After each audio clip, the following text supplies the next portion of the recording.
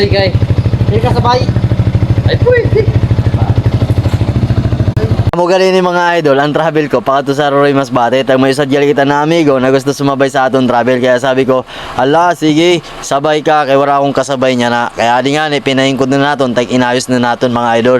At nakita niya mga idol, igwa nga ni kita din uyot-uyot na higot mga idol. Kaya sabi niya, anon mo nina? Sabi ko, aw pagkita la dida.